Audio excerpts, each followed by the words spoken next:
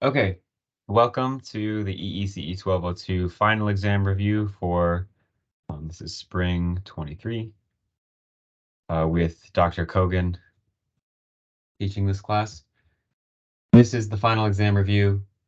There is no sign in. If anyone needs their professional development, I'm sure we can do at the end, we can do like a webcam on screenshot selfie type of thing. I know a lot of people usually have the request for that, so we can handle that at the end. So this is over the last 3 chapters, I think, of the class. That's analog digital conversions, that's ADCs. And then over analog and digital communications, and that involves, radio, and then some other digital communication things. I know we talked about AM radio, but Jason on the IEEE YouTube has uploaded a video for this last semester, this class, final exam review. There's old exam reviews on the IEEE YouTube channel if you want some more practice, some more lessons. But for now, we're going to go through. So today we're going to go through these 3 chapters, and then we're going to open it up to some content from the other units because this is a cumulative exam. So first, analog to digital conversions. So first of all, an analog signal, right? An analog signal is something that has a continuous range of values. So things like the sound that you're hearing. Well, I guess that's kind of a bad example because you're hearing me through a speaker, but the speaker that is producing the sound that I'm speaking is continuous. That's a continuous thing. It's being sent digitally over the internet, but it is an analog signal. Things like the sound that you hear, even things like you could think about like the levels of the ocean are that's an analog signal. It rises, it falls, it has a continuous range of values. There is not a single level that the ocean can be at, and then another distinct level that the ocean can be at. It can be at any of those levels. So making sure that you understand the difference between an analog signal and a digital signal. A digital signal has only a certain number of values that it can be. Those values are countable, whereas an analog signal, you can't really count how many numbers are between 0 and 1. There's an infinitely many number of values that a signal can take on if it's an analog signal. So for analog to digital conversion, there's 3 main steps. The first one is sampling. So sampling is where we're reading in our analog signal, and at a certain moment of time, we take a snapshot of what the signal is. Okay, and this is the first step. So you'll see kind of a diagram like this. This is our analog signal, and we've sampled it at these different times. It's usually a uniform time, so maybe every nanosecond or millisecond or second or whatever it may be, you're sampling your signal, and you'll get a value. So this might be like 2 volts. This might be 3 volts, and you'll record those down so that we know that the signal was 2 volts and then 3 volts. And it could be something like 1.765 volts because it's an analog value. It's whatever level of precision that you get. So when we're thinking about the process of analog to digital conversion, and we're going to lose some information, this is one part where you can lose information. For sampling, it's however much precision that you can sample. So one method of sampling that I think is in the notes is you have a capacitor and you have a switch, and this is your input, and you basically open this switch for a sampling period, and when you open the switch, this capacitor charges up to a certain level, and then when you close the switch, it holds that charge. So I think that's called a hold and wait sampling mechanism, where you can wait. You can hold this signal when you open the switch again. This is going to hold whatever charge it was at when the switch was closed. And of course, there's some time here that a capacitor takes to charge, the rise time of this signal. So if your sampling window is too small, say that your input signal is 5 volts, right? You open up your switch, you close your switch, your capacitor starts charging, and maybe say right here it's at 3 volts. If you open the switch up again, meaning that your sampling window was too small, then maybe you didn't capture the right value. You would say that there's a 3 volt in your sample where there really was 5 volts. So usually this isn't a problem. Capacitors charge up very quickly, but there is some imperfection to this analog to digital conversion system. There's a lot of sources of error or things where we lose information. So this is another chance that you could mess up the conversion.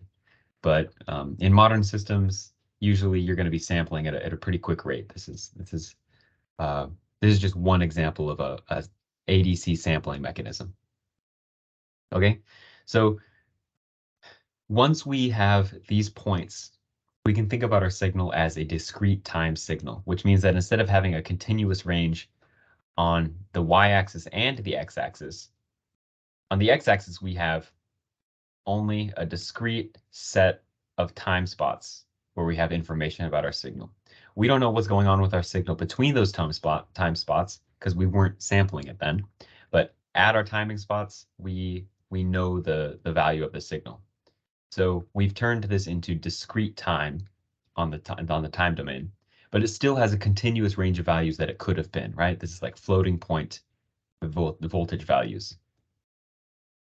Okay, so for sampling, there's the one important bit, the Nyquist frequency, and I'm sure you've talked about this. So the Nyquist frequency says that we need to sample above 2 times the maximum frequency involved in our signal. So as you know from like Fourier analysis, every signal can be composed into a combination of sinusoidal signals, right? And each of those signals will have a different frequency. So if your signal is composed of something that's at 1 hertz, 10 hertz, and 1 kilohertz, maybe it's got all those different components in it. You'd want to sample at or above the Nyquist frequency. So the Nyquist frequency here would be 2 times the maximum frequency, so 2 kilohertz. Okay, so you would definitely want to sample above 2 kilohertz if possible. So if this was a multiple choice question and say your signal had these components, which of the following would be a good sampling frequency? And your options were like 10 hertz, 100 hertz, maybe like 1.5 kilohertz and 1.5 megahertz. Which one would be the best sampling frequency? Well, these two are both below the Nyquist frequency. So when we sample below the Nyquist frequency, we get aliasing, which means that we're losing information again. And I'm sure that there was a graphic in the slides that shows this, but if you're sampling below the Nyquist frequency, what that's saying is, say your signal is looking like this, right? And we're sampling at a very low frequency. Then we sample here, and maybe we sample again here, and maybe we sample again here. All that happens in between your samples is getting lost, and the signal is actually doing something there in between these two sampling periods. So when we reconstruct this signal, we would only have these 3 points. And so you might guess that the signal did something like this, which is completely different.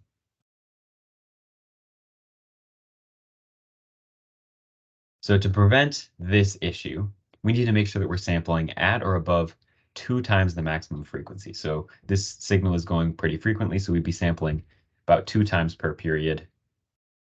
Sampling even higher gives you better results.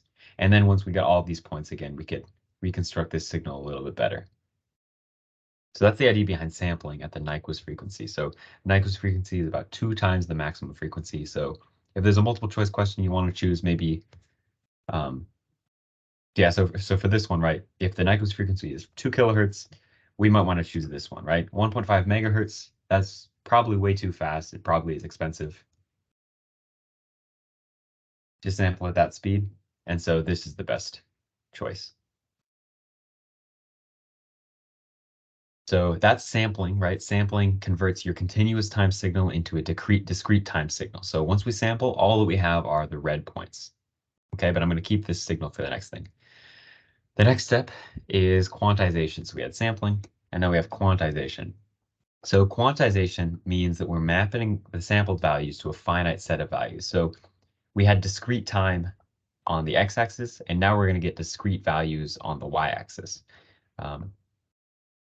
So instead of there being an infinite number of values, an infinite number of continuous voltage range that we could sample, now we're just going to be mapping it to a set of numbers. And so obviously, we're going to need to specify how many numbers we can map it to, and that's our resolution. So like a lot of things in a computer system, we use binary to represent the possible levels. So the number of bits of resolution you have corresponds to how many levels that you can that you have for your signal's quantization. So for example, if there's 4 bits of resolution, you'll have 2 to the 4, which is 16 levels. If there's 3 bits of resolution, then it's going to be 2 to the 3, which is 8 levels. Right? The more bits means higher resolution. Higher resolution means a better representation of the signal and less loss. So this is another spot where loss can happen in the analog to digital conversion process. But bits are expensive, right? So the more bits on your ADC, the more bits of resolution that you have, the more expensive that's going to be. Everything is a trade-off.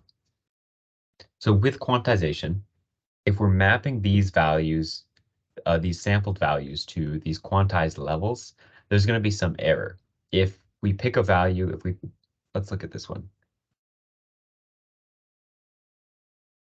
Okay, this point right here. You can see that it doesn't really fall on one of these levels. It's about halfway in between. So this is the quantization error.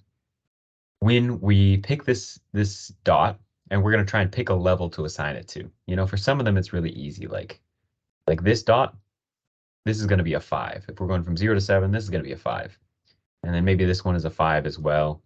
You know, this one is probably a 2 because it's right near that level. But some of them are a little tricky because they lie between 2 levels. So you need to come up with some system, and this would be automatic, of course, some way of determining which level it goes to. So usually you'll pick the closest one. That reduces the quantization error. Quantization error is basically the distance between your point and the level that you assign it to. So if we look at, whoops, if we look at this point right here, this is the error. We call that delta, or the quantization error, because if we assign it to be this level, we're actually misrepresenting what the signal was. The signal was here, and we're going to say that it's here at this green line. So that's quantization error. And the maximum error that you can get is if the point is exactly between 2 levels. So what we would say is that the maximum quantization error is half the width of a level. So let's formalize that a little bit. So the step size, or the size of each level, is this parameter delta here, which is Vmax minus Vmin over the number of steps. Okay, so in this example, we have 3 bits, and let's say our signal ranges from 3.3 volts to 5.5 volts. So we do Vmax is 5.5 minus Vmin is 3.3, divided by the number of steps, which is 2 to the power of the number of bits. So number of steps equals 2 to the power bits. I guess lowercase b is usually bits, right? So when we're using 3 bits, we have 2 to the 3 down here. 2.2 divided by 8, that's what we get for our step size delta, and that's 2.75 volts. So what that means is we start at 0, and then the next one is going to be 2.75 or 0.275 volts, right? And the next one is going to be the next multiple of 0.275, and so on. So these are going to be discrete levels. And the maximum error that we could ever get for a point is if it lied right between these two. So if we go up or if we go down, it's about half of our step size, 0.275. This is our maximum quantization error.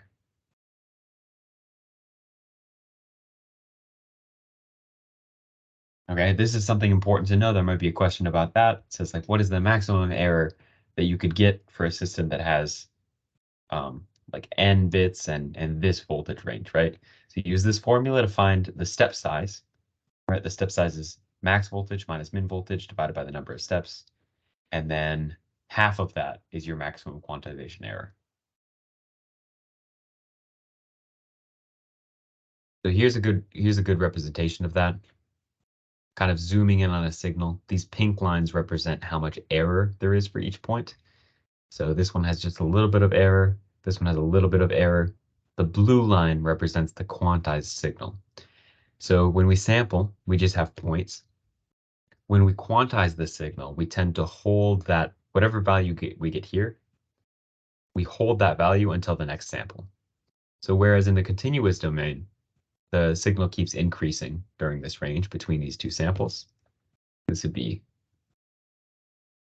one sampling, or the time between samples, right? The time between samples. And so in our blue quantized signal, we first assign this sample to the level 3, and then we keep that signal at a level 3 until the next sample value, which we assign to level 4. So then the signal gets a level 4 at this sampling value, at this sampling time. And then it holds at a value of 4 until the next one, which is we assign a value of 5. So in doing so, we're going to get a little bit of error for every point. And you can see clearly that these two signals, the black signal and the blue signal, are not the same. Like this whole area here represents kind of error. And that's what's lost in the analog to digital conversion process. But by using lots of bits of resolution, we can reduce how much error this is. So that's why I don't sound like a robot when you're hearing me speaking over the internet, right? Because we have very good systems for compressing data and reconstructing it, but the maximum error is always going to be step size divided by 2.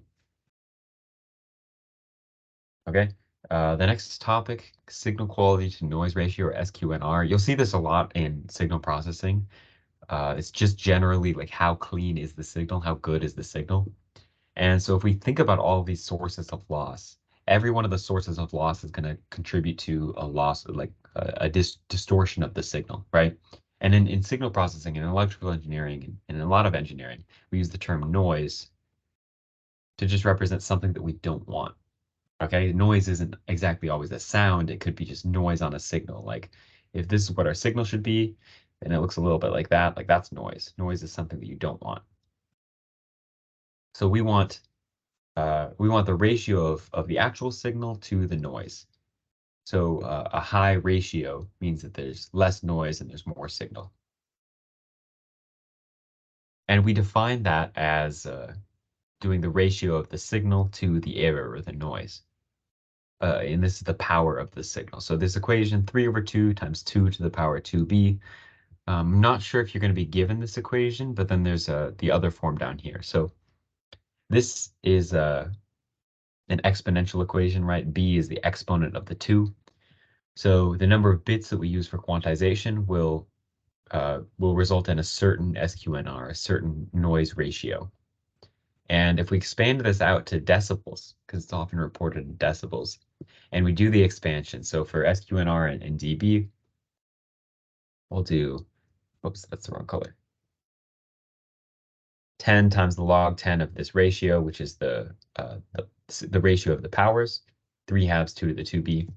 And if we expand this out using our rules of logarithms, right?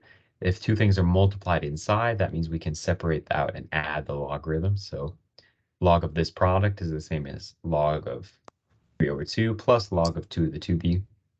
And then remember, with exponents, we can move those out front. So this 2b goes out front. And then we expand this 10 to each of these and evaluate the logs. And we get this equation, 1.76 plus 0.602b. So what this says is that the more bits that we have, this is a linear equation.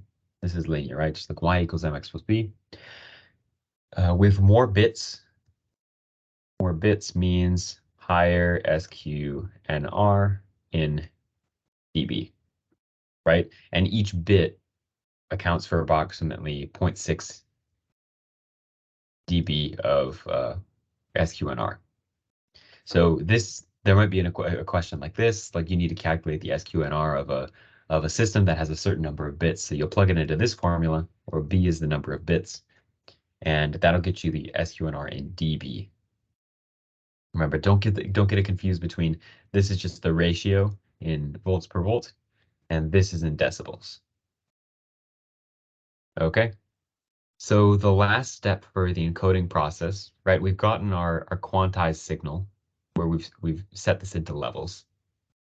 And the next thing is using a binary to encode our signal. And this is probably the easiest step because it's kind of like what we've done before.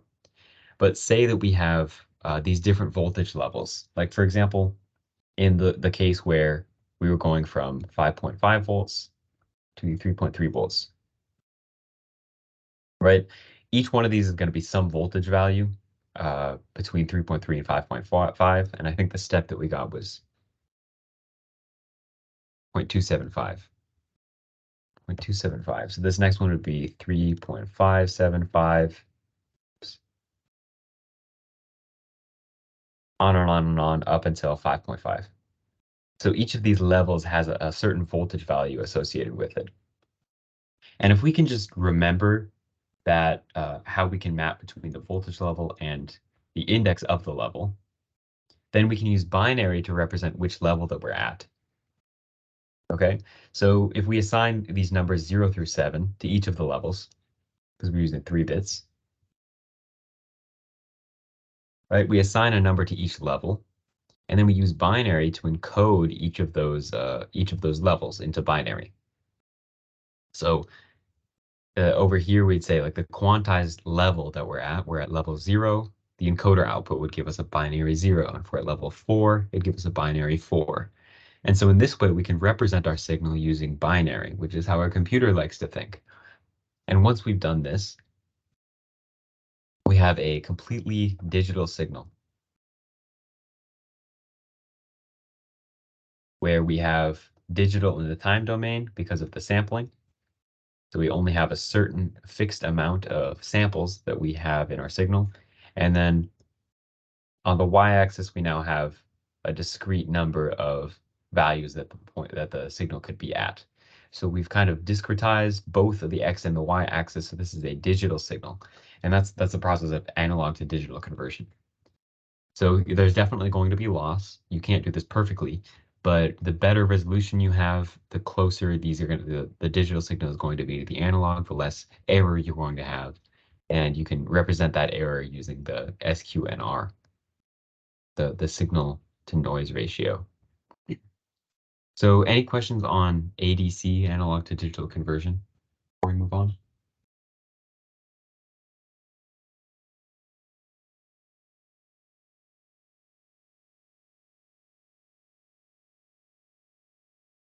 I bet there will be a question like this where you have to do something like either get the SQNR or get the step size and the maximum error by doing step size divided by 2. So don't mess that kind of stuff up. So next, we'll just talk about analog and digital communication. So analog communication, analog signals, right from the Fourier analysis, we know that we can compose these analog signals as sinusoidal signals of different frequencies. And spectral analysis tells you which signals have the highest frequency. So I think in your labs, you probably did something where you had some kind of a signal that looked like this, and you did spectral analysis.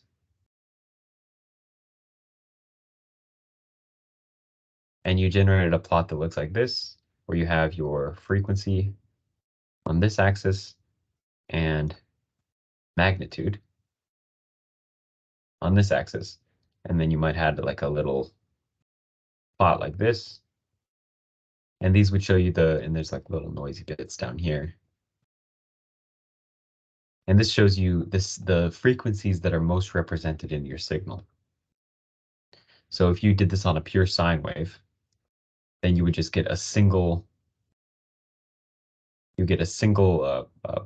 spike at the frequency of that sine wave, because there's just one component sine wave in that frequency, and it's this frequency.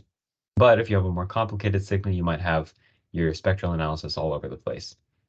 So Analog signals, you can study them using spectral analysis. You can use the Fourier transform to find which components have which magnitudes, and that's really important for signal processing. And of course, with analog signals, we can use high pass and low pass filters to remove certain frequencies. So if we took, let's say that this was a very high frequency, and this was a very low frequency in this signal. If we passed this signal through a low pass filter, we might do something like this and filter out anything that has a high frequency. This is a low pass filter.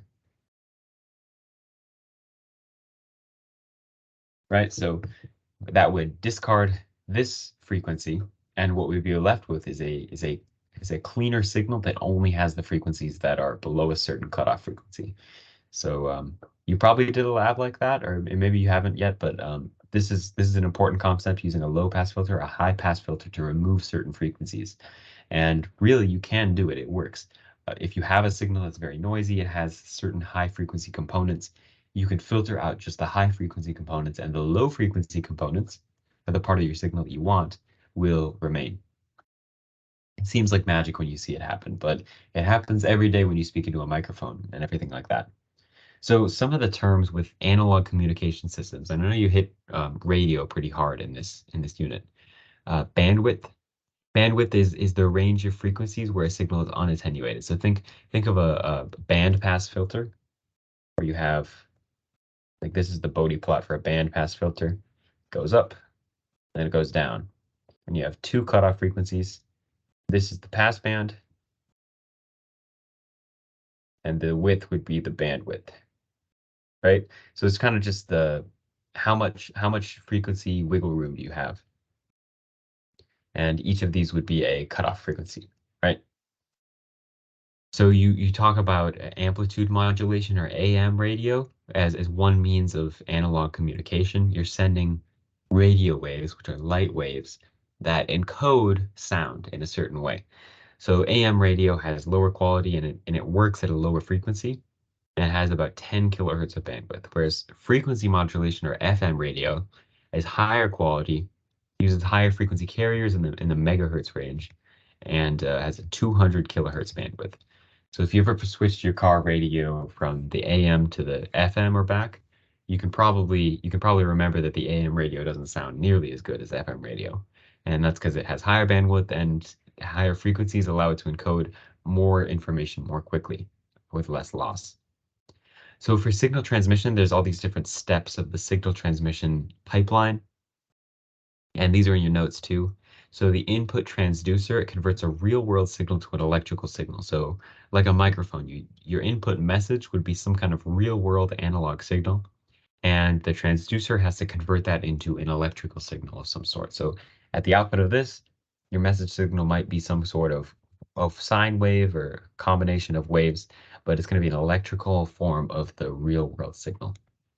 And what the transmitter does, so this would be like a big old radio tower. The transmitter will encode the signal for transmission and transmit it. So that might mean modulating with a carrier frequency and providing some sort of error checking. We'll talk more about that in digital communication, but for analog communication, it might just multiply it with a carrier frequency. So the way that carrier frequencies work, and we'll get into this whole plot, I'm sure you've seen this before, but the message signal will be at some frequency. Like human speech only goes up to a certain frequency. I forget exactly what it was, but definitely not the megahertz range. So what the carrier frequency does is it's a high frequency, basically a range of the spectrum. Let's say it's in the megahertz range. And maybe say that we're at 102 megahertz.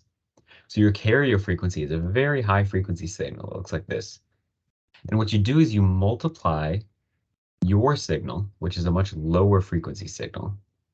You multiply it with your carrier frequency, and the high frequency component is still maintained. This is still a very high frequency signal, but it has a little bit of ripple on it, and that ripple is your message. So in that way, you can kind of carry your signal on a very high frequency signal. So that's what the transmitter does, is it encodes it for transmission by doing this kind of multiplication with a carrier frequency to be your carrier. right? And then it is transmitted through a channel. So the channel is the medium through which it's transmitted. So for radio, it's often the air, right? You have these radio signals that are transmitted on these antennas, and then they radiate through the air and are picked up by your car or your radio or whatever it is. But in general, an analog communication system could have a cable, like a physical wire connecting the transmitter and the receiver. So don't discount that. But air is what we talk about for radio transmission. So when the receiver receives the signal, it has to undo this process of modulation with the carrier frequency. And we'll talk about that for AM radio in a bit, but that involves filtering out the high frequency component and reconstructing the message based on whatever encoding scheme was used by the transmitter. And then finally, the output transducer has to convert the electrical signal to the real world signal again. So a speaker is an example. It converts an electrical signal into audio. So if we went with the microphone example on the start, then the speaker is what converts the electrical signal back into a real world signal at the output.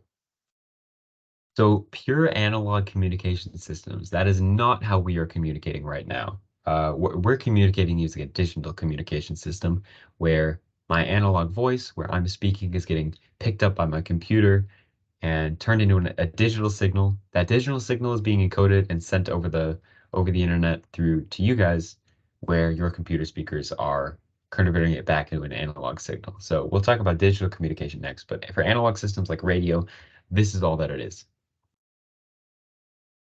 So this is the amplitude modulation. This is how an AM radio system works, and this is how your signal can get conveyed through on different radio stations, right? So different radio stations correspond to different frequency bands at high frequency carriers. So like 109 FM means that 109 represents the carrier frequency in megahertz, I believe, of the signal that that radio station is tuned to. So you tune your radio to that, and then the bandpass filter of your station will look for signals that are in that frequency range. So what you do is your message signal is multiplied with the carrier signal, and that looks like this over here. So I know that in your slides, Dr. Kogan has a detailed breakdown of the process of the math behind multiplying these signals and how the cosines break out. I don't think you need to know all of that math for your exam. I think if you know the concepts, it's okay, but it's definitely worth looking over if you weren't following that before. So basically it has to do with the product of cosines being decomposed into cosines where you add and subtract the frequencies. So when you multiply these signals, you're actually transmitting these blue signals, which are in the neighborhood of the carrier signal, but they're at plus or minus your message signal.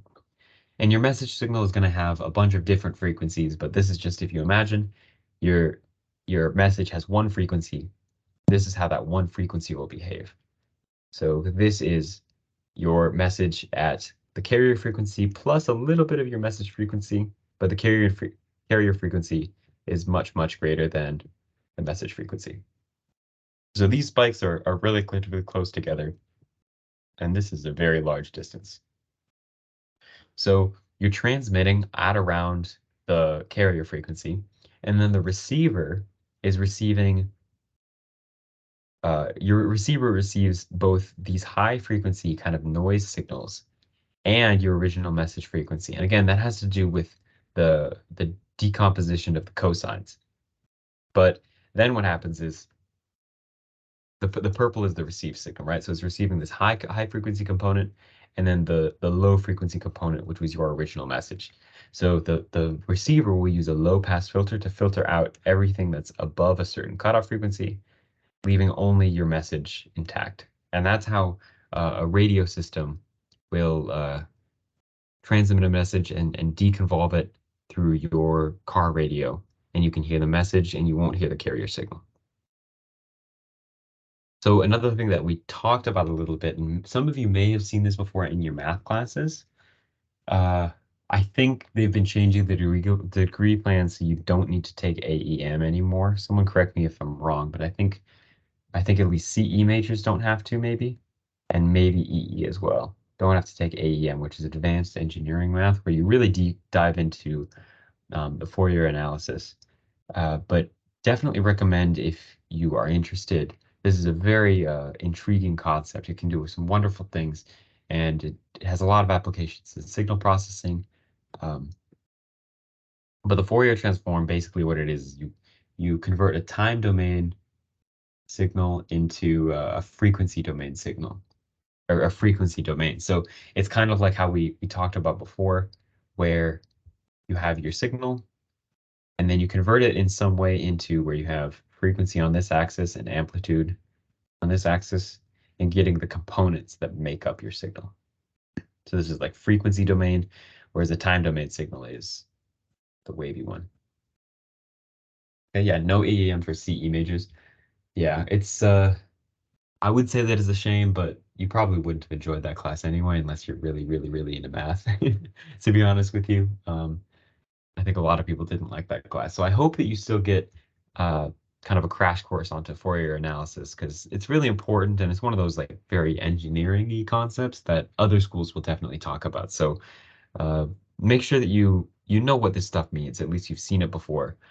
Sometimes doing the math is kind of hard, and in discrete time systems, it's a little bit different. So you will have to take, I believe everyone has to take signals and systems.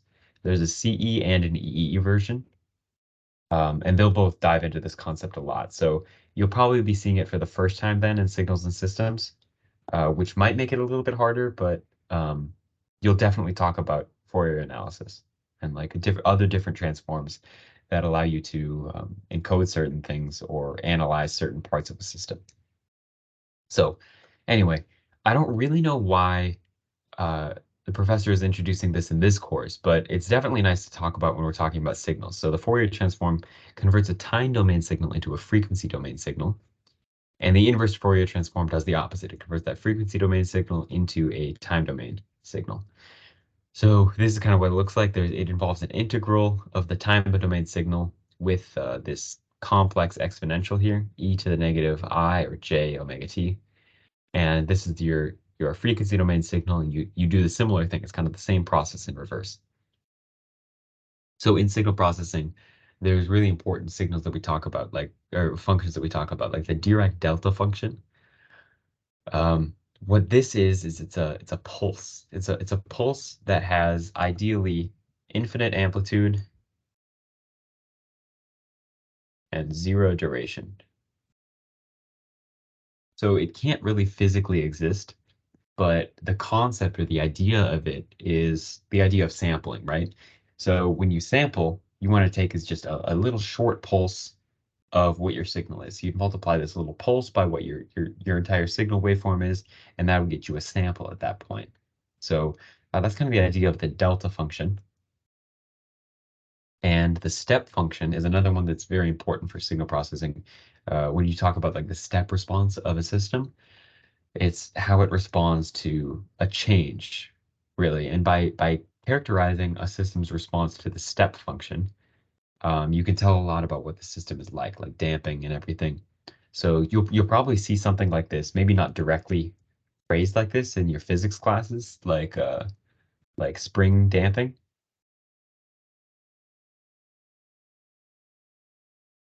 If anyone's taking mechanics right now, I think you've probably talked about like a spring constant, damping on a system.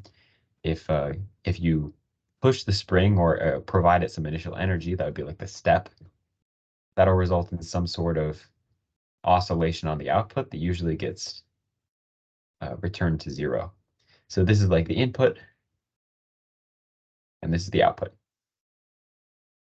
So when we analyze different systems, the step response is important because that tells us how does a system respond to a change and how does it settle in at a steady state. So these things are things that were on the slides. I think as far as how they relate, you don't need to know all of this math, of course, because that's a whole course in and of itself. But These things are important for the area of signal processing, and they're good things to have seen before when you get into these classes like signal processing or signals and systems. Um, any questions on analog communication systems? I would recommend for this exam, definitely just go over your slides again. Like get your slides from e-learning and look at because there's some things on there like specific ones like sonar and radar. Like sonar is sound based, where a sound is emitted, right? And then it comes back and they think about, how much time did it take? If you know the speed of sound and you know how much time it took, then you should know the distance, right? So it's kind of sonar. Um, but definitely, I would say look at the slides to see what specific examples the professor has included this year for analog communication systems, and just make sure you know what's on those slides. But as for general concepts, is kind of what we talked about here. For digital communication systems, there's a whole lot that you can do with digital communication. So of course, we know that the internet is digital, computers are digital. So anytime you have something that's being sent over the internet, it's often a digital signal. It's getting encoded in bits and bytes and uh, logic values, and then it gets sent and it gets decoded back into an analog signal. So digital is the realm of the computers and analog is the realm of you and me. But because we're electrical and computer engineers, we have to know about this digital communication. So there's a couple of YouTubers that I really like as far as just math and engineering in general. Maybe some of you guys have seen these videos before, but for specifically for digital communication or communication in general, Ben Eater has a lot of good videos where he does breadboarding. He'll talk about a concept and then show a breadboard circuit, and he explains every step of it. He goes through the data sheets and explains really clearly what he's doing and why, and how it relates to the bigger concepts. I highly recommend if for computer engineers specifically, he does things like one of his big series is he makes a computer out of breadboards, and he shows every single step of the process, even how he programs it using assembly, which once you get into classes like computer architecture, it's really, really relevant, these videos. Um, and then 3 Blue 1 Brown, of course, does math videos, but oftentimes those come into when we talk about signal processing and things like the Fourier transform and signals in general. There's a lot of pure math videos that are relevant to that. So there's this video about Hamming codes, which is a error self-correction and detection mechanism that a signal can use. So when you transmit a signal, the receiver can, without knowing what the message is supposed to be, they can tell when something got corrupted on the message, and they can even correct some errors, like single bit flip errors. So this is a really neat concept if you're interested, Hamming codes. So the reason digital signals are important, right, is because we can compress them down, whereas an analog signal has an infinite range of times and values, right? So this is time, and this is the value or voltage. There's an infinite number of time steps for an analog signal, and there's an infinite number of voltage ranges. So if we wanted to completely encode this somehow and then reconstruct it later, it would take a huge amount of information. And we know that we can assume a lot, right? So when we discretize or did make a waveform digital, it looks something like this, and we're losing a lot of what happens in between. But what that saves us is a lot of space and time, because instead of having an infinite number of time steps where we say at this point the function is this, at this point the function is this, right? We only have a certain number of steps. So we only have to store a certain number of numbers. So digital signals are great for compressing analog signals and then reconstructing them. There's going to be some loss, that's the quantization error that we talked about earlier, but it's for compression and efficient transmission, right?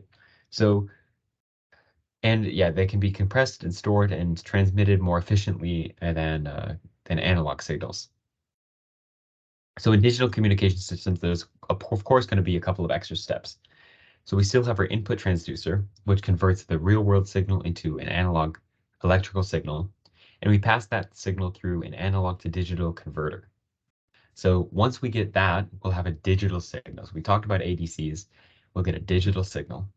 Then for a transmission system, there's a whole lot that they can do. One is compression. So you've heard of file compression. It's really no different from that. If you have a digital signal, it's just a string of bits, right? It'll be like 010 is the first one, and then 110 is the second one, just like what we were doing in the ADC example. So if you concatenate all these bits together, and you keep going, every digital signal can just be represented by a string of bits. And there's many, many ways that you can encode or compress this string of bits.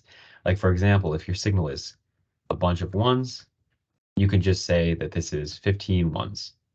That's one way of compressing. So instead of passing through a one every single time, you just have to say how many ones, and then you could say that's followed by 30 zeros.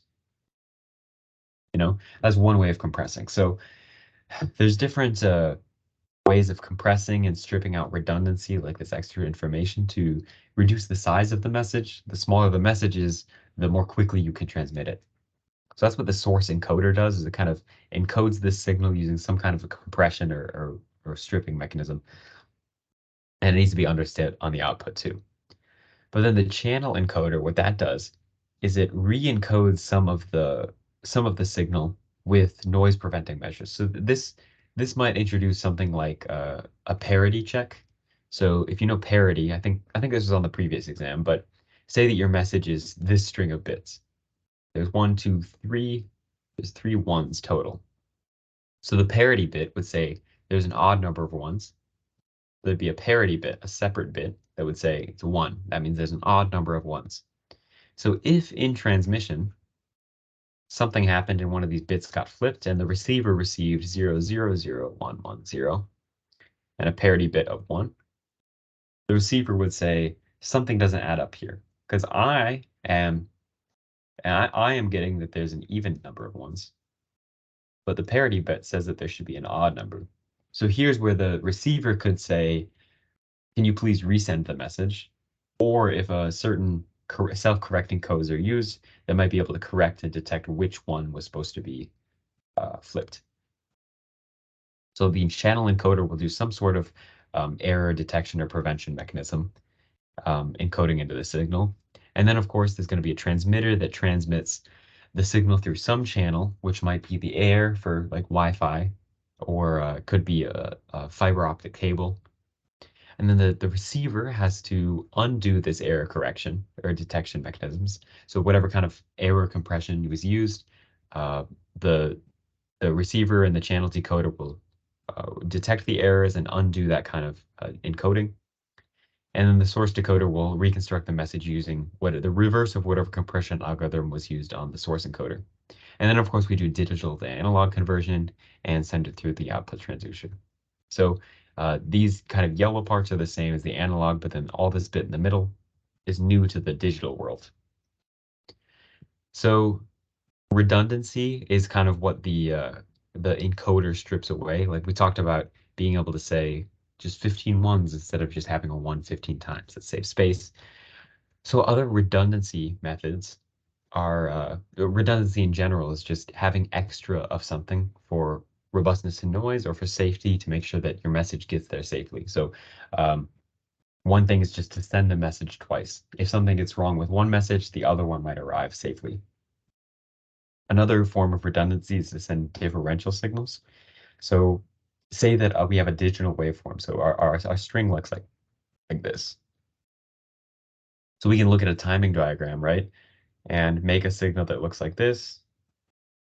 And we could send this signal as our message. And sometimes what'll happen in transmission is there's a little bit of ripple, and maybe this 0 looks like a 1. Well, what this is doing is there was some noise added. Let's say that this noise signal was added, which when added, this 1 looks like it's a 1 there, okay? If we were to send, this is a common thing that's done, is differential signals. If we send the opposite of the message as well, that'd be 1 0 1 0 1 1 0 1, right? Which would look like the complete flipping of the message. What happens is in transmission, if there's some kind of jittering in the cable that adds some noise, that noise is going to be added to the entire message. So say on this spot, There was a little bit of extra noise added there. Well, this one's already a 1, so it's going to be considered a 1. And so when the receiver sees that there's a 1 on both messages, but they're supposed to be exact opposites, then it knows that there was some error here. And in practice, the system can actually subtract these two to get rid of the noise. But that's just kind of a one way of doing a redundancy check. So differential signals is an important method of doing noise robustness for digital communication systems. So we have a question here. When you have frequency data from the Fourier series, why can't you just zero out the frequency components you don't want? What does this do to the signal when you apply the inverse Fourier transform? No, that's a good point. So, and we can do that. We can get rid of certain frequencies. And um, once you know what frequencies are components in your signal, then you can use something like a low pass filter. If there's a good plot. Yeah, so like this is what we're talking about. So these are the components. We can use a low pass filter. And what this does is now we have a signal whose frequency components look like this. Maybe a little bit of this one, but it's missing this spike. And then when we reconstruct it using the inverse Fourier transform, it's going to look like a signal that has, maybe it's missing missing whatever component is. So when we talk about what a component of a frequency looks like in a signal, you can think kind of like you're using digital filtering. Well, not exactly digital filtering. I guess if you're talking about like in practice, uh, a low pass filter would be an analog filter that filters out a range of frequencies continuously, right? If you're thinking like we get the components of the signal and we just delete this one, that can be done in a digital system, but we can only do that if we know. So when we do the Fourier analysis, it's not always a clean spike. Usually it's like something like this around the spikes that we have. So it's not as simple as just deleting this spike. It's going to be deleting all of the spikes within this range. And some of those spikes might be useful. Like maybe this spike is a component of our message that we want, and so is this one. But in general, we want to reduce this. Then yeah, you could delete certain frequencies. But to delete a specific frequency it's really only possible in the digital domain. So once this has gone through like an ADC, and then we use something called the discrete time Fourier transform, which that's a whole bundle of worms in and of itself, where if we have a discrete time signal, right, we can use the discrete time Fourier transform or the DTFT to analyze that signal and its component frequencies, and its components would be of, like digital or a discrete time signals. So instead of an analog waveform, it would look something like this, right? Discrete time. So it's mostly the answer is it's kind of beyond the scope of this class. But yeah, you can use Fourier analysis to target certain specific frequencies if you know that those frequencies exist.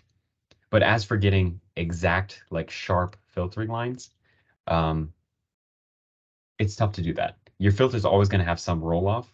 So either you lose some of your precision in using an analog filter and there's a little bit of roll off, or you convert your signal to digital and then you lose a little bit in the analog to digital conversion process, and then you use like a digital filter to remove those frequencies exactly.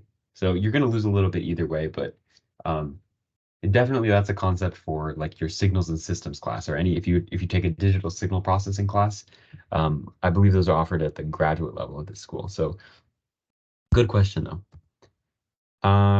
Yeah, so for messages and noise robustness, one other concept that was in the slides, I think, was serial versus parallel communication.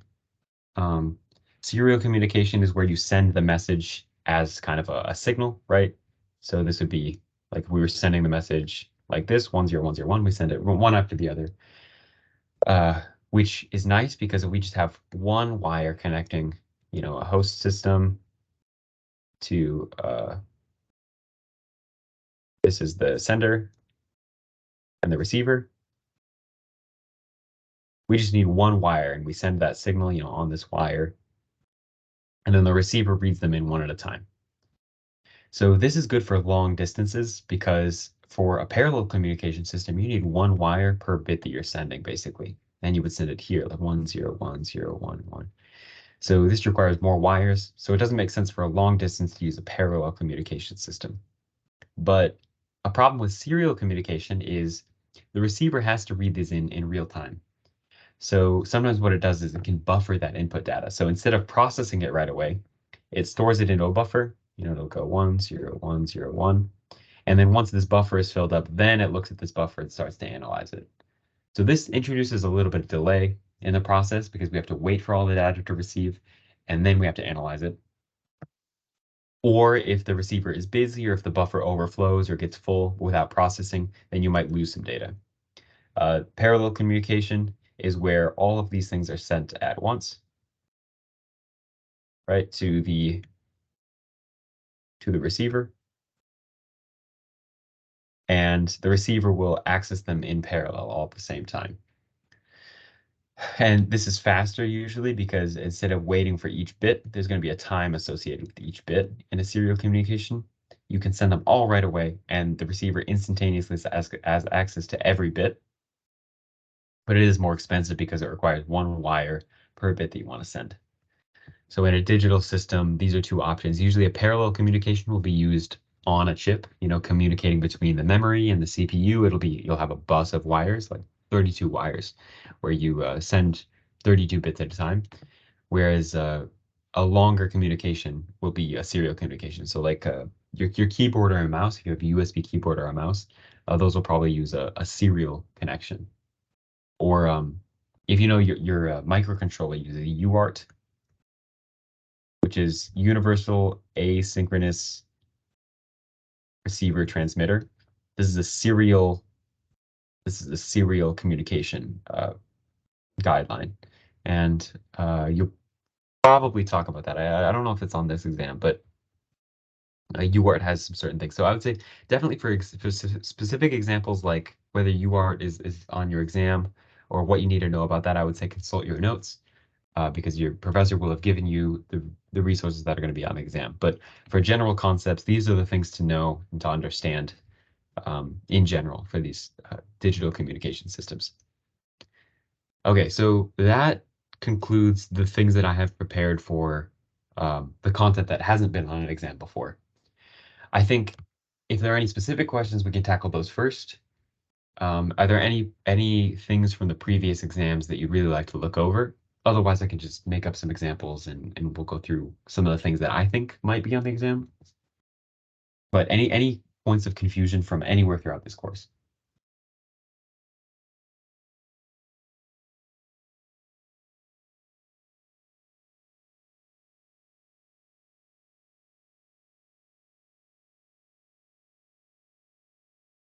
Okay, if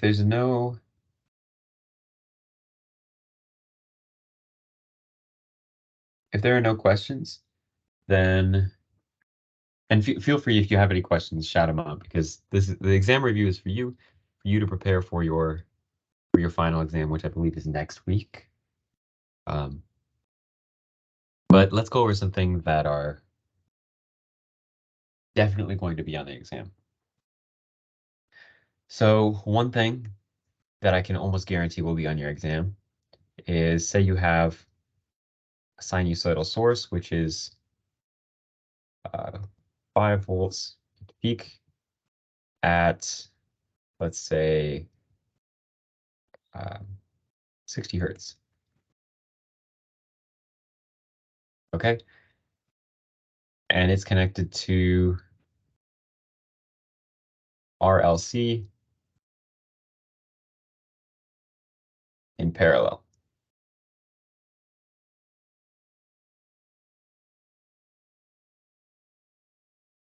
Oh, you have a question about a Thevenin source. Oh, were Thevenin, was that on one of your exams? I mean, we can still talk about it. I think so. What a Thevenin source consists of. So Thevenin and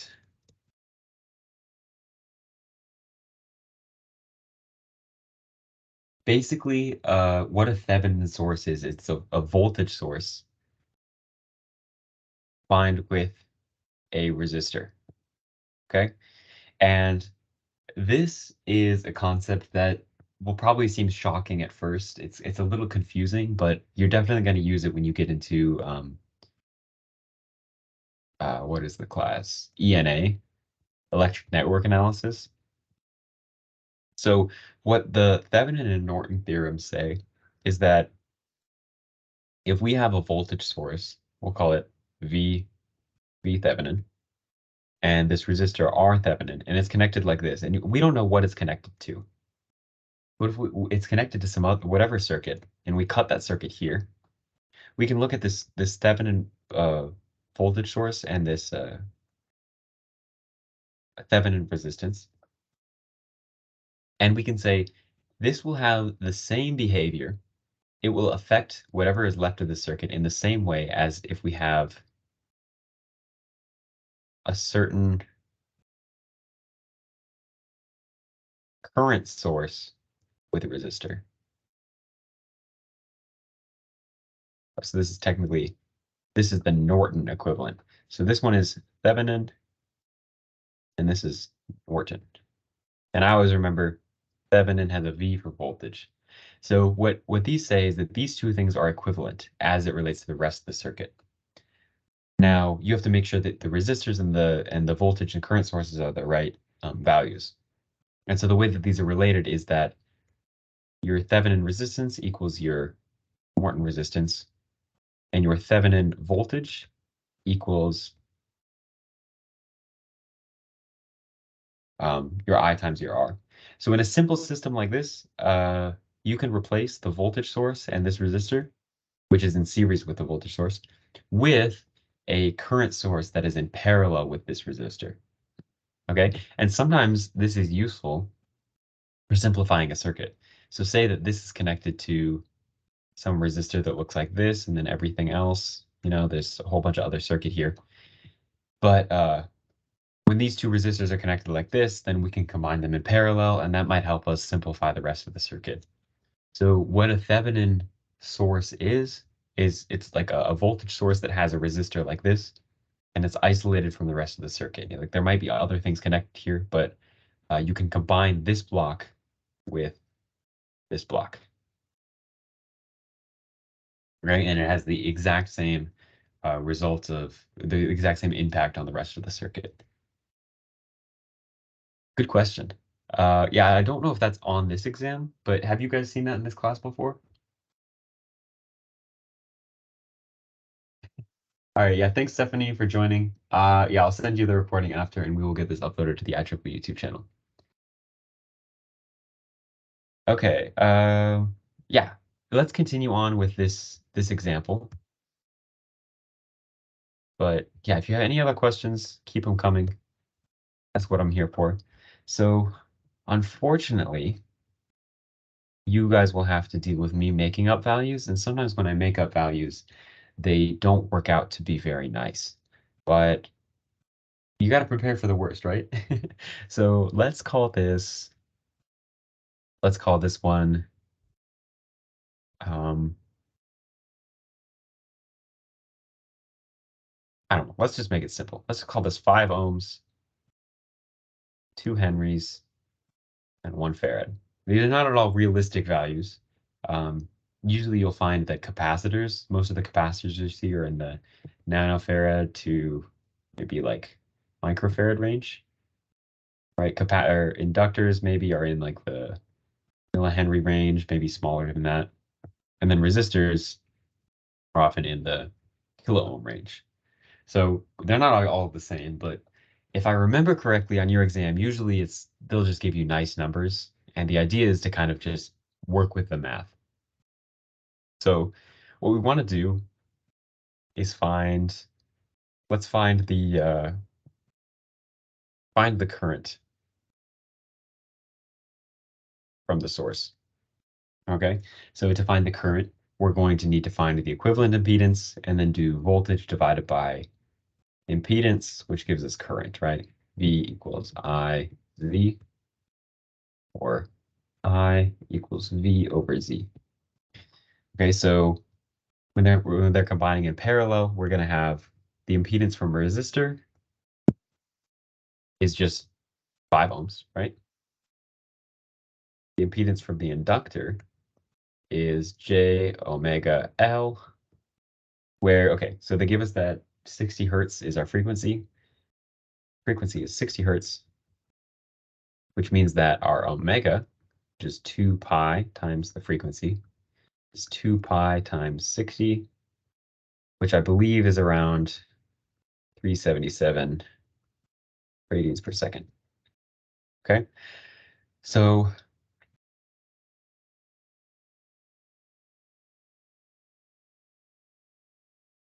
yeah, this is going to work out to be kind of nasty, but that's okay. We'll deal with it. Whatever happens, happens. So the impedance of an inductor is J omega L. So that's going to be J times 377 times 2. Okay, and then the impedance from the capacitor is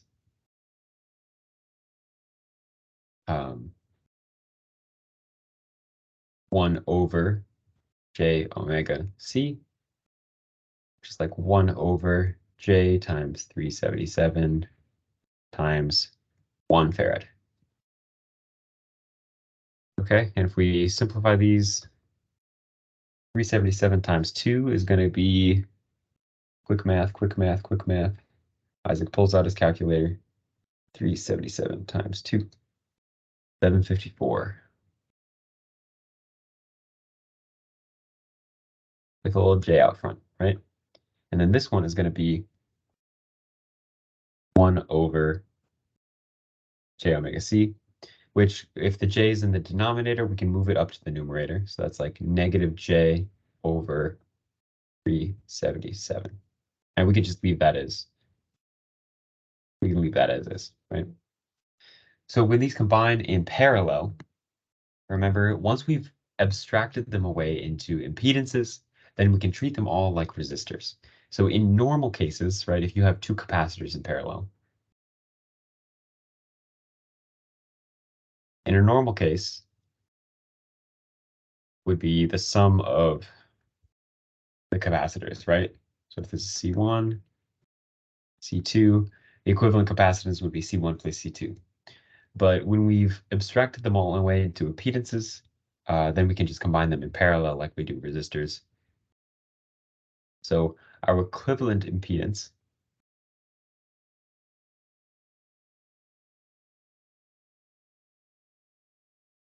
our Z EQ is 1 over ZR plus 1 over ZL plus 1 over ZC, right? So this gets to be quite a mess sometimes. But 1 over ZR, that's 1 over 5 ohms. 1 over ZL. So ZL we said was J times 754. So that'll be 1 over J times 754. And 1 over ZC will be, we can take this guy and flip him upside down and say that's J377. So we need to get all of our J's together. So this one, we can turn this 1 over J754 into a negative J on top. And then when we combine these together, we can factor out a J from these two, and we get 1 over 1/5 minus J 1 over 754 minus 377. Right, I factored out a minus J, so now this needs to be a minus 377.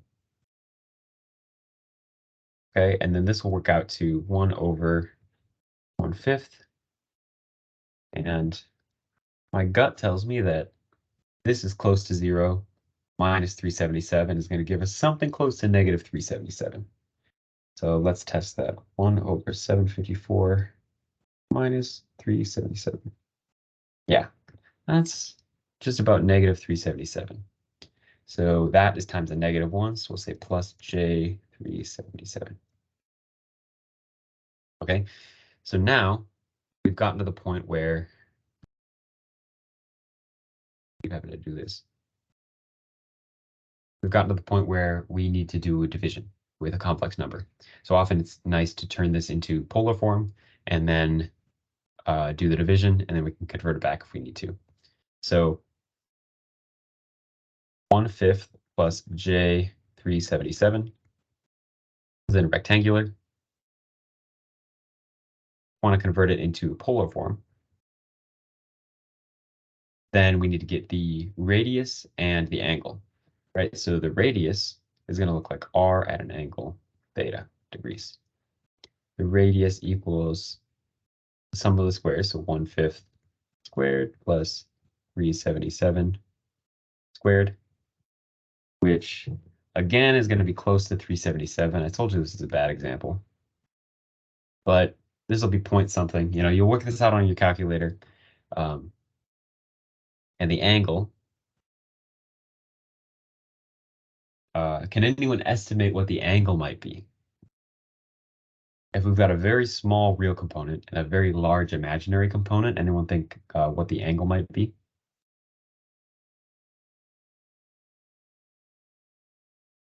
Okay, so the real and imaginary axis, we're at 1/5, which is right about here, and 377, which is way up here.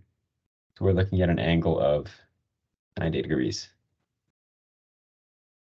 Okay, so we will say that this this rectangular imaginary or complex number is about 377 at an angle of 90 degrees. And if we wanted to do the real calculation, right, this is good to review. So the angle exactly equals arctangent of 377 over 1/5. This is your imaginary over your real. Okay, you plug that into your calculator and make sure you're in degrees mode or radians mode or whatever you plan on keeping your angles in. But let's say that we are in degrees mode. So this is the inverse tangent of 377 divided by 1/5. I get 89.97, which is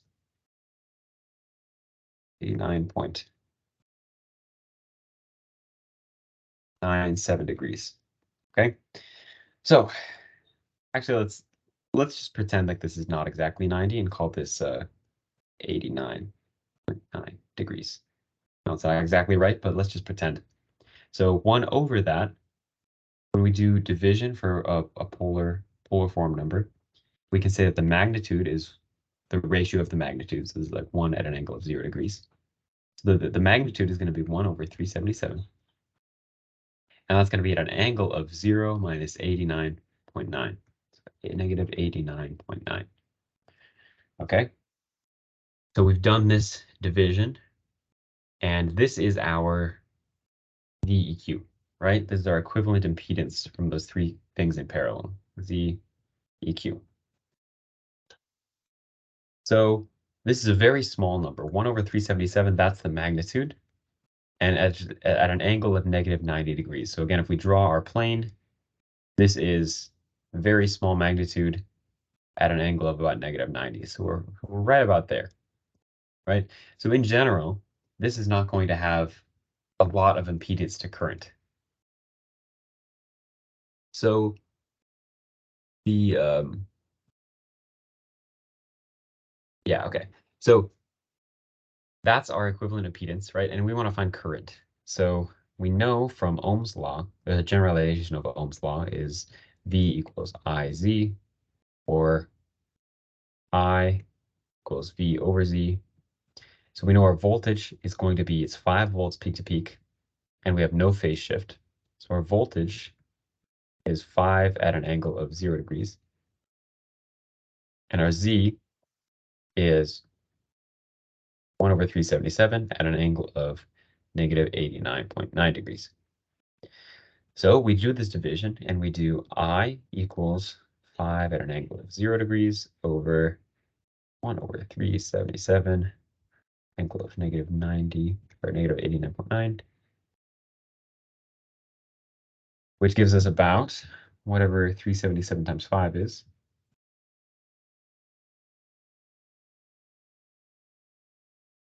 1885 at an angle of 89.9 degrees.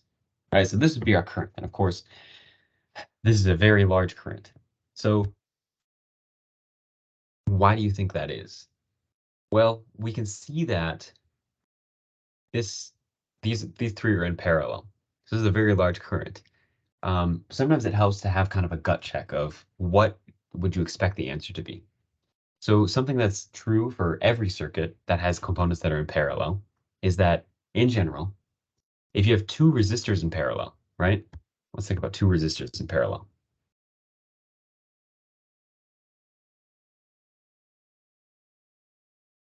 And let's say the first one is 1 ohm and the other one is 100 kilo ohms. Can anyone tell me what the answer will be approximately? Is it going to be closer to 100 kilo ohms or is it going to be closer to 1 ohm?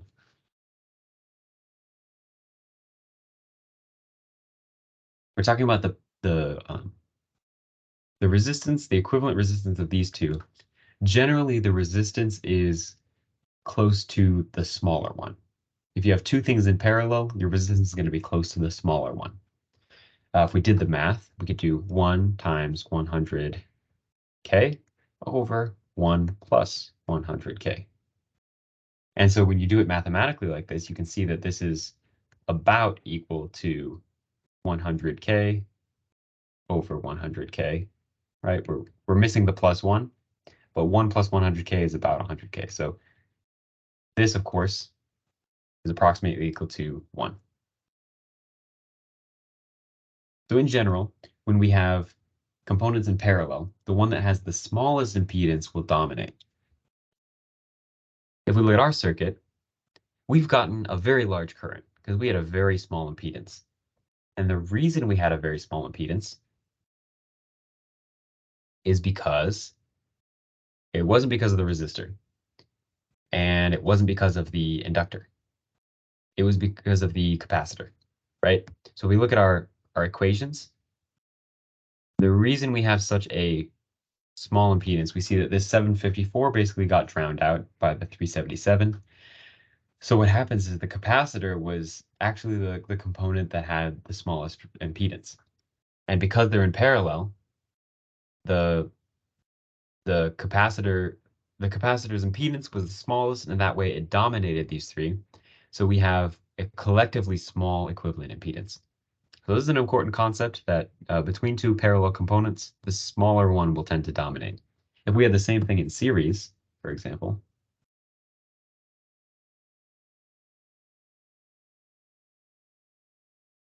the equivalent impedance here is going to be closer to the big one. So in series, the bigger impedance is going to dominate. You know, the equivalent impedance here is going to be the sum of those two, but this one is negligible. In parallel, it's the smaller one that dominates, and it's the big one that's negligible.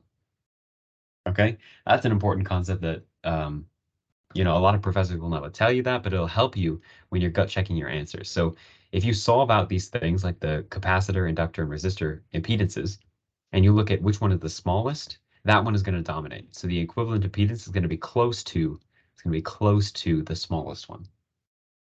Okay. Any other questions? We talk about op amps, maybe. I think op amps are going to be on your exam probably. Filters. Sure. So we have an op amp, and say that we have. Well, okay, let's just do this one. Can anyone tell me which configuration this is?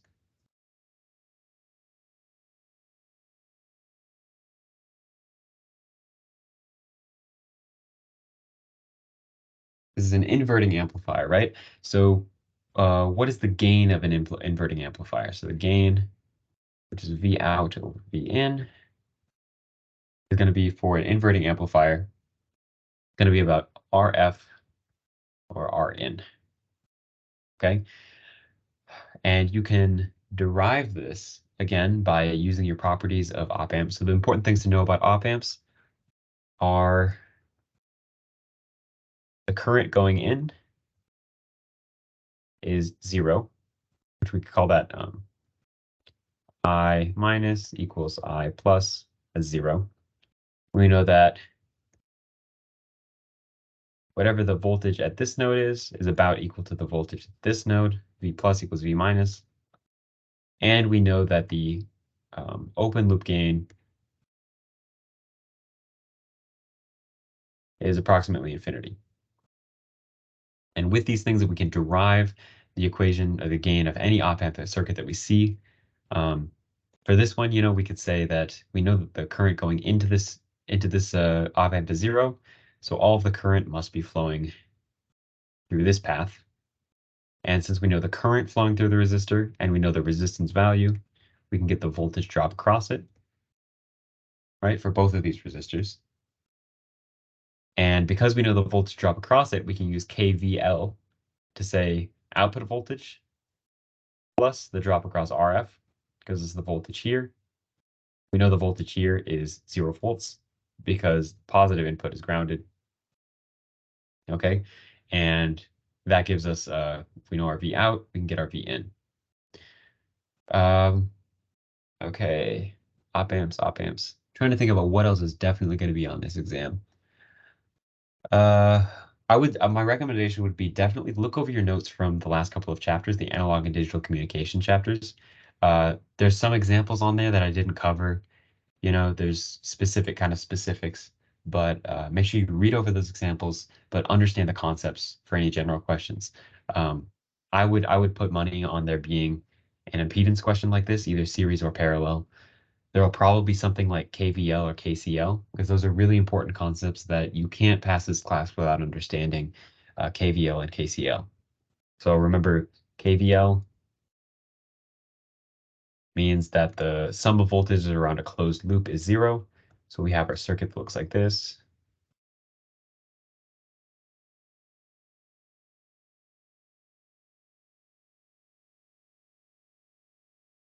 Call this one V1, V1, V2,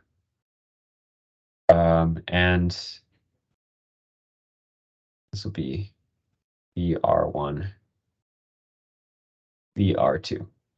You can arbitrarily assign your positives and negatives, and then you can solve for what they should be by solving the circuit. So let's say that V1 equals 5 volts, V2 equals 3 volts, R1, this is R1, it's R2. R1 equals 10 ohms, and R2 equals 6 ohms. We can solve for the current through this circuit by first saying, let's combine the resistors. So REQ, these are in series, so we can add them. R1 plus R2 is 10 ohms plus 16 ohms. Or sorry, 10 ohms plus 6 ohms is 16 ohms. So we can redraw this circuit with our simplification made. We have V1 up here is, let's say 5 volts. Yep. V2 coming down is 3 volts. And we have a resistor, which is the equivalent resistance of 16 ohms. So we know that by KVL, wherever we start, the sum across the loops has to be 0. So we decided, or I decided, I guess, that VR1 would drop like this. Okay, so let's do KVL, starting at this node. So we encounter a negative sign. So you can do minus 5 volts. I think that's what Dr. Kogan teaches. You encounter the negative signs. So you do negative 5 volts. And we keep going. We encounter a plus. So we do plus 3 volts. And we keep going. And we encounter a minus. And we do minus VR1. And we've made it back to where we started. So that has to equal 0.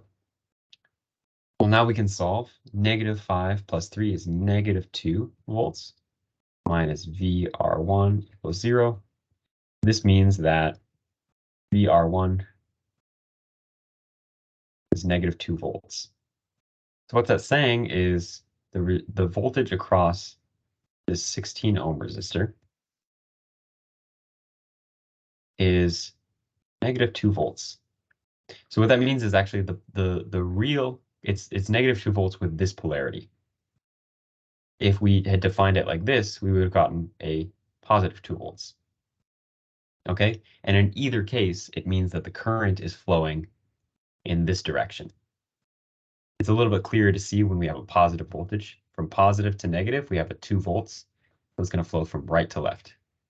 In this case, we have positive on the left and negative on the right, and it's a negative voltage. So that means current is going to be flowing the other way. So normally it would flow this way, but because the voltage is negative, current is going to flow this way. So this goes to show that no matter how you place your signs, if you don't know anything about the circuit, you can choose an arbitrary sign convention, just stick with it, be consistent, and you'll get the direction of the current flow. Because this is a series circuit, we know that if we look back at the original circuit, the current is going to flow in the same direction. So the current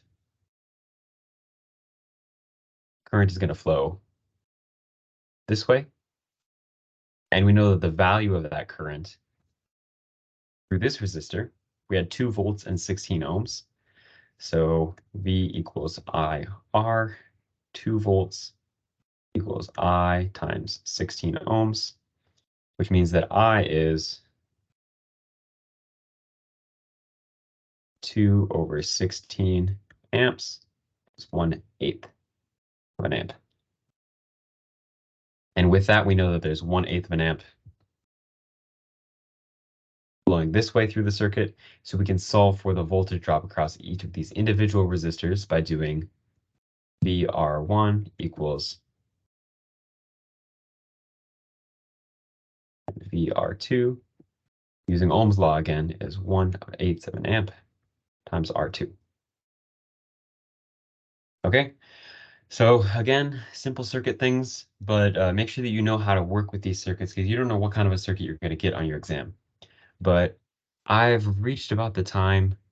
Any last minute questions about anything from this class? We had amplifiers, we had inductors and capacitors, voltage dividers are important, KCL, KVL. Do you guys feel like you're going to do well in this exam?